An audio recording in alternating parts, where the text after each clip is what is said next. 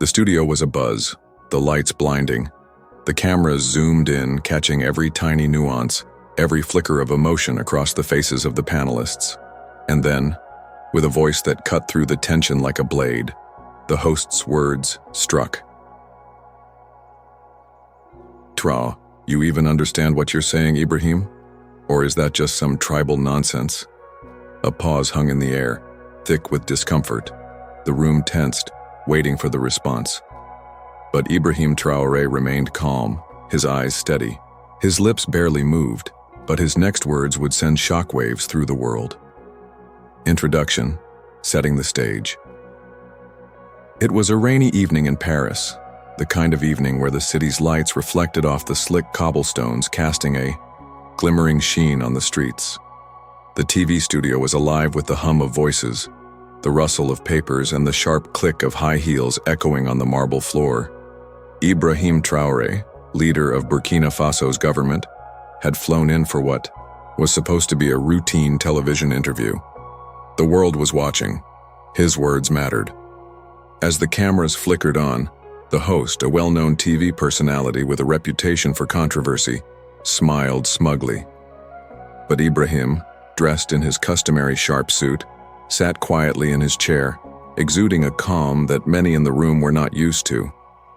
He had faced far worse than the stares of a studio audience or the condescending words of a TV host. Character background. Ibrahim's story was not one of privilege or ease. Raised in a modest home in the heart of Burkina Faso, he had known struggle, pain, and the weight of responsibility from an early age. He had climbed through the ranks of military and politics not by chance, but by sheer determination. His country had been ravaged by extremist groups. His people had been betrayed by foreign powers, and he had vowed to change that.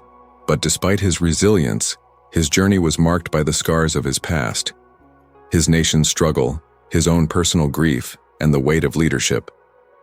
The audience saw a leader, a man capable of holding his ground in the face of insurmountable odds. But behind his composed demeanor was the heavy burden of a man who had lost much: family, friends, and an entire way of life that had been ripped apart by forces both external and internal. The challenge, the host's mockery. The host, a man with sharp features and a sharp tongue, had made a name for himself by stirring controversy. That evening, he found his target.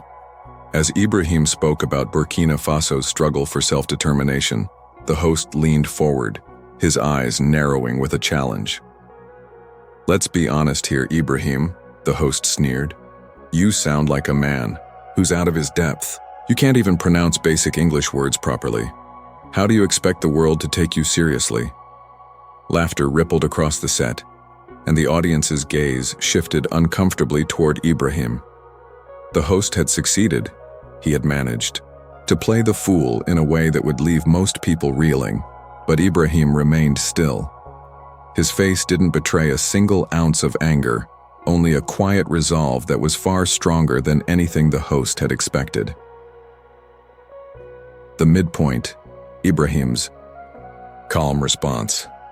The camera zoomed in on Ibrahim's face. He took a long breath and then, in a voice that was as steady as it was commanding, he responded, "My accent may not meet your expectations, but the strength of my words, the heart of my message, those will be understood by the people who matter." Oh, hushed silence fell over the studio. The host blinked, momentarily taken aback by the grace and control in Ibrahim's voice. It was not the response he had expected, nor the reaction he had planned for. Ibrahim continued, his voice unwavering. "What you call tribal is a reflection of my people, my culture, one that has survived centuries of struggle, oppression, and exploitation. And I'm proud of it. You may mock my accent, but you can never mock the strength of my people." The host's smug grin faltered, the audience's discomfort growing palpable. Ibrahim's words cut through the room like a knife, shattering the illusion of superiority the host had tried to create. There was no anger in Ibrahim's voice, only quiet dignity and a fierce determination that could not be shaken by petty mockery. The revelation, the host's struggle. Behind the scenes, the host's producers could feel the tide turning. Their star host had just been outclassed by a man who had more poise in his pinky than they had in the entire studio. But it wasn't just the host who felt the heat. There were those in the audience who had silently agreed with the host, those who had dismissed Ibrahim's accent, his background, his nationality, as insignificant. Yet now, as Ibrahim stood in the full light of the studio, unbowed, his presence seemed to grow stronger. The mockery that had been aimed at him began to shift, the world's attention drawn to his unshakable resolve. It became clear that his words, his accent, none of it mattered in the face of the truth he carried. As the segment ended, Ibrahim stood up to leave, his calm response hanging in the air like a thunderclap in the distance. The host, flustered, tried to recover, but the damage was done. Ibrahim had not only won the battle of words, but had also earned the respect of millions who had seen the interview, those who had watched a man face down mockery and emerge victorious. Climax, global repercussions. The incident would go viral. The clip of Ibrahim's response would make the rounds on social media, igniting a global conversation about race, culture, and respect. Thousands from across the world, from Burkina Faso to the United States, would rally behind Ibrahim, hailing his composure, his dignity, and his ability to turn mockery into a moment of profound strength.